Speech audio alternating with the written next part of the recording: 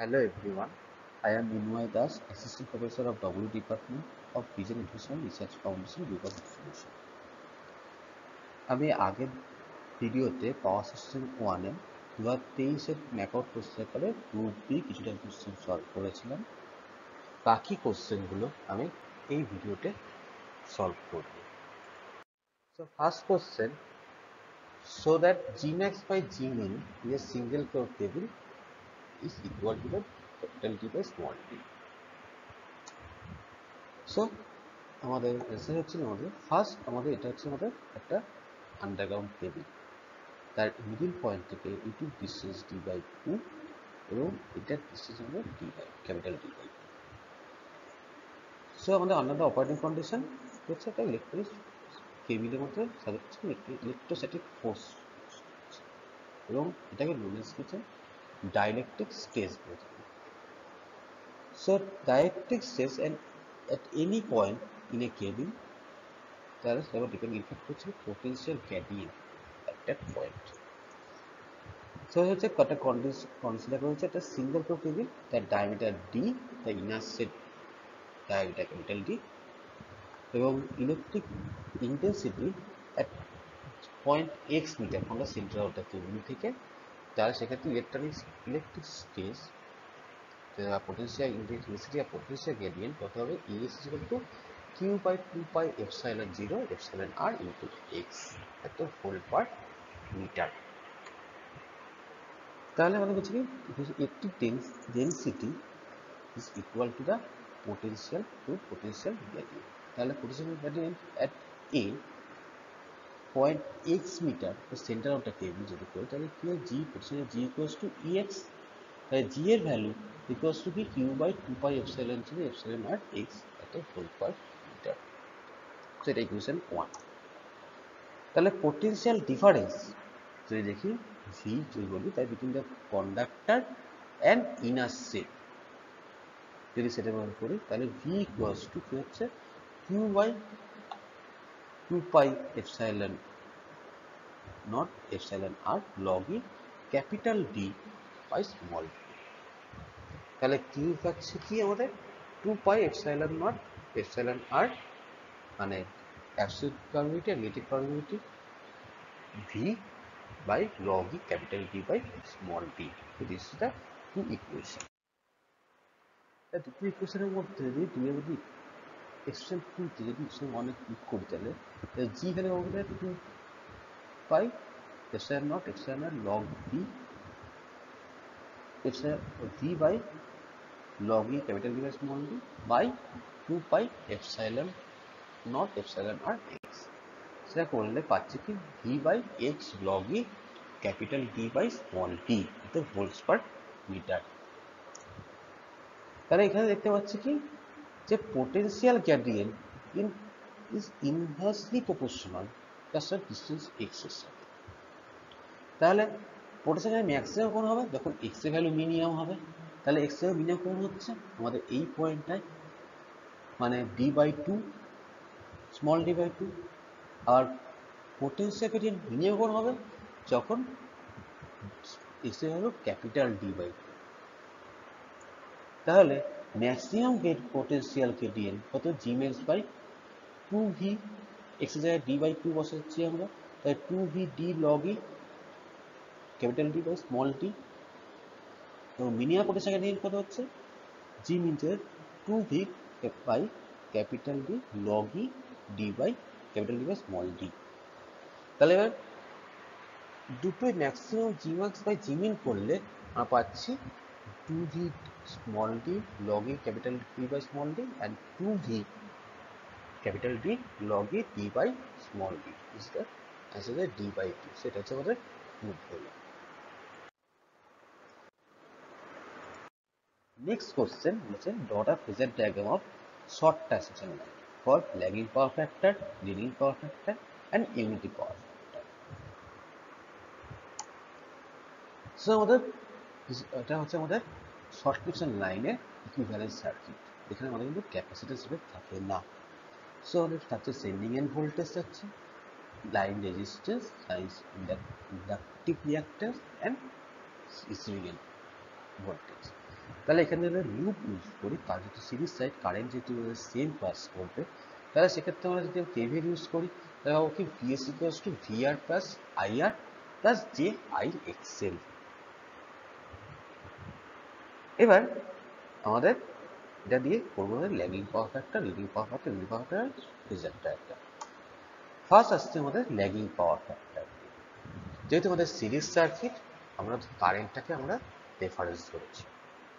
So current series সার্কিটের ক্ষেত্রে আমরা কি করেছি, কারেন্ট যখন রেফারেন্স ধরেছি, আমাদের এখানে কারেন্ট যখন রেফারেন্স, আমাদের ভিআর ধরে ভিএস বের করবো, আমরা ভিআরটাকে ভিআর এর সঙ্গে কারেন্ট সেন্সিসিভি ইন্ডেক্স থেকে কারেন্ট আমাদের ল্যাগ করে রয়েছে। কত ল্যাগ রয়েছে? ফাই আর। এরপর আসছে আইআর, তার কারণ কি কারেন্টের সাথে রেজিস্ট্যান্স যে ভি যাবে সেটা হচ্ছে কারেন্টের সাথে প্যারালাল, সেজন্য এই কারেন্টের প্যারালালে আমরা কিন্তু আইআরটা ইউজ করছি। তারপরে আসছে I XL.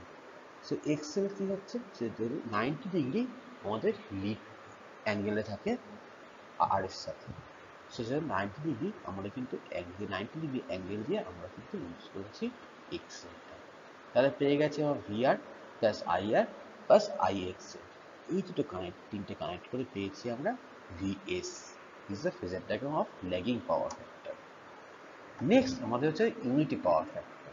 Unity power factor সেখানে ভোল্টেজ আর কারেন্টের ডিফারেন্স আমাদের একদম 0 ডিগ্রি। সেই জন্য দেখো এখানে current R receiving and voltage আমাদের একই ডাইরেকশন, কোনো অ্যাঙ্গেল নেই, সো ফাই আর ইজ 0। এরপর এটা পেয়েছি ভিআর, তারপরে আই আর, এটা হচ্ছে কারেন্টের সঙ্গে সেম ফেজে থাকবে, প্যারালাল থাকবে আর সেম ফেজে থাকবে, সেজন্য ভিআর এর সাথে থাকবে, সেজন্য আই আর একই ফেজে যাচ্ছে। তার সঙ্গে 90 ডিগ্রি অ্যাঙ্গেল করে থাকবে, লিড অ্যাঙ্গেল থাকবে এক্স এল, এটা আর plus J X L plus Z এর ফর্মুলা। তাহলে ফেজার ডায়াগ্রাম থেকে পাচ্ছি। সো 90 ডিগ্রি লিড করে এক্স এল, তাহলে পেয়ে গেছে কি VR IR I X L, তিনটে কানেক্ট করে পাচ্ছি আমাদের সেন্ডিং এন্ড ভোল্টেজের মান। Phasor diagram is the phasor diagram of unity power factor.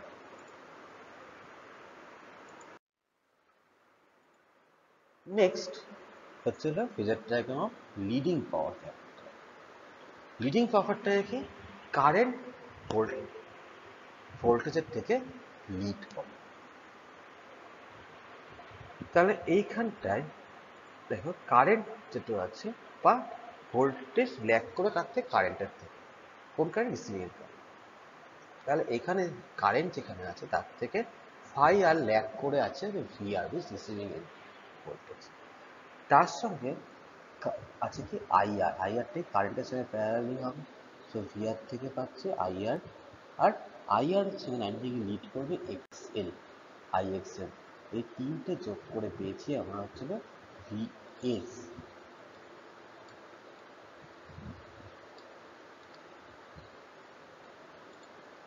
So এটা হচ্ছে আমাদের ভিএস, তাহলে ভিআর আইআর প্লাস আইএক্সএল বা জে আইএক্সএল কিছু রেফারেন্স হচ্ছে জে অ্যাক্সিসে থাকছে। So VR plus IR plus IXL যোগ করে পাচ্ছি ভিএস, আর ফাইএস হচ্ছিল আমাদের সেন্ডিং এন্ড আর কারেন্টের মধ্যে অ্যাঙ্গেল পাওয়ার, অ্যাঙ্গেলকে বলছি আমরা phi s. So this is the phasor diagram of leading power factor. Next question would be, this is the last question. A consumer has a maximum demand 200 kilowatt at load 40% load factor. If the tariff is rupees 100 per kilowatt of maximum demand plus 10 paisa per kilowatt hour, find the overall cost per kilowatt hour. Is that mathematical problem?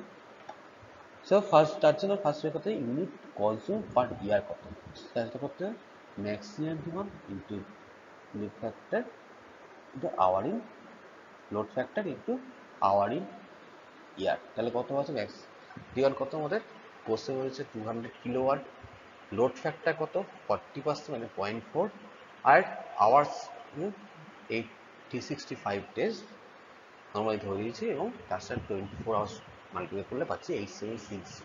তাই total পাচ্ছি হচ্ছে 700,800 kilowatt hour unit consume per year. Next annual charge. ঠিক আছে, থাকে একটা হচ্ছে annual maximum demand plus annual energy charge. তাহলে annual ম্যাক্সিমামে কত, 100 পার ম্যাক্সিমাম ডিমান্ড, মানে 200 কিলোওয়াট। তাহলে 100 into 200 kilowatt plus annual energy কত, 10 পয়সা, মানে 0.1 ইন্টু কত ইউনিট কনজিউম, 700 800 7 লাখ, সরি 7,800,000। তাই দুটো যোগ করে পাচ্ছেন ₹90,080।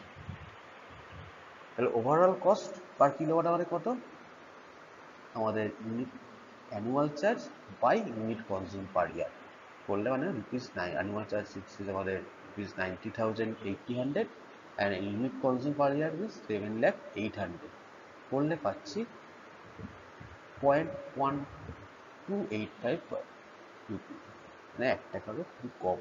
এটা ছিল 12.85 পয়সা পাচ্ছি। সো এইটুকু অব্দি মোটামুটি গ্রুপ ডির কোশ্চেন সলভ করলাম এই ভিডিওতে। নেক্সট ভিডিওতে আমরা গ্রুপ সির কোশ্চেন সলভ করতে থাকবো, সেটা পার্টলি করতে থাকবো। Thank you.